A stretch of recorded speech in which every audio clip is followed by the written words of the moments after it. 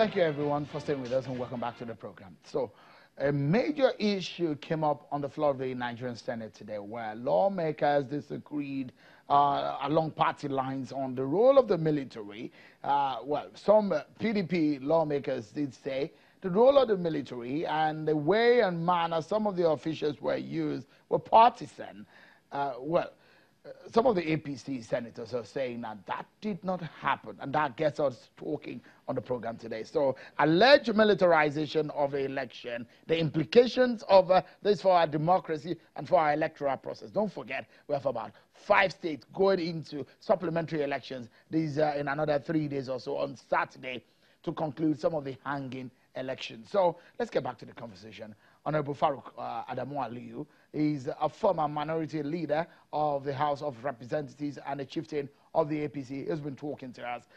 Earlier today, the PDP held a NEC meeting, the National Executive Committee meeting, and in that meeting, they did emphasize, and there are fears about the well-mannered elections go in the nation. They did allege that the military took side, that they supported, that the APC used the military. Let's hear from one of the chieftains of the PDP, who joins us via telephone now. He is one of the spokespersons of the PDP Presidential Campaign Organization, former Pt.2, the former Vice President, Mr. Omar Sani. He joins us via telephone. Thank you so much for coming on tonight on the program. Your party simply is saying that the military were used, that in fact the APC used the military to intimidate and harass members of your party. How far have you found evidence to corroborate some of the allegations your party has raised? You see, we are not even talking about corroborating. We have even the INEC itself saying that they were not happy with the role of the military. In the press release issued by INEC on Bauchi and River State inconclusive elections, INEC clearly came out to say they were unhappy with the role of the military. And the military had, at initial, been denying their role. But subsequently, having realized that Nigerians were not fooled by such denials, the military hierarchy now decided to say, okay, we will look into the matter and see whether the military actually participated in the elections or not. To me, I do not believe that the military is unaware of their full participation in politics. It is deliberate, it is well planned, and it is well structured for them to be able to schedule the election and ensure that a particular candidate wins the election. It was not free and fair, and the election could not have been said to be credible. And this is where we have been what we have been talking about, and we have been, hammering on, that the military's role in the election should have been confined to their respective barracks. We have more challenges. Mr. Sani, if I may quickly you heard perhaps what Honorable Farouk said on the program, that this is a voice of the opposition that has lost the election and is trying to find an excuse for the loss of this election. And your party is coming forward to say, now, in the coming days, when the supplementary elections hold, that you are afraid of what may become of what you are unsure of the military's role in that activity. Is it true? Because again, some of the issues that have come on the table is that some of these people that you're talking about are calling members of the Nigerian military are fake soldiers. Well, let me say it clearly, that the PDP this is not the first time the PDP is losing an election. Don't forget that we organized an election where we lost, and they came in to take over the government. And our elections nobody has ever complained that we have militarized the election. In fact, we had to obey the Supreme Court judgment, where the judgment clearly states that military should not participate in electoral process. We wanted with the military to play a stabilizing role, but the Supreme Court said no, that the military should not participate. So an election cannot be said to be, we cannot be said to be losers, because we have not lost. We are very confident that we have won this election, and we have won it fair and square, and that figures are being banded. And the INEC chairman was under pressure to announce the result because even before he made the announcement, we had raised some observations.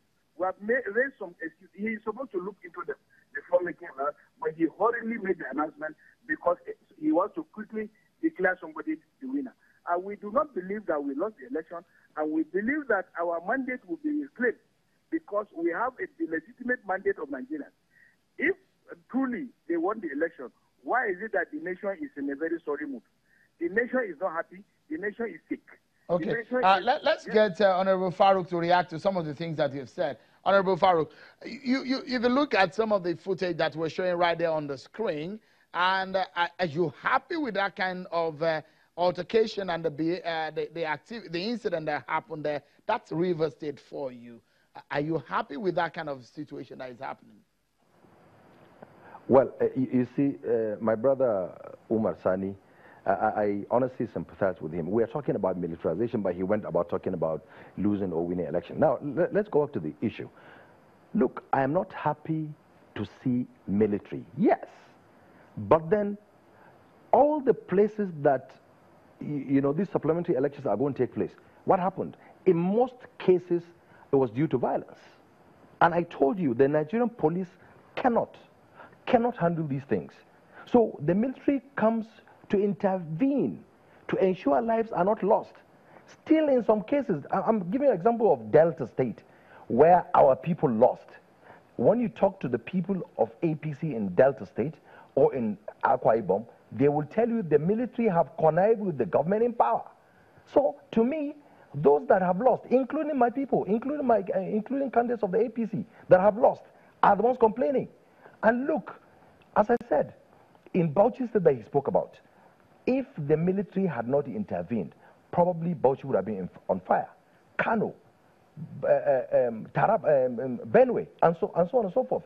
So look, let my brother and members of the PDP understand that the military are an integral part of us, they are Nigerians, and they cannot just stand by and watch Nigerians kill themselves. All right. They only come when they are called upon to call. You don't see them escorting ballot boxes. Okay. They don't.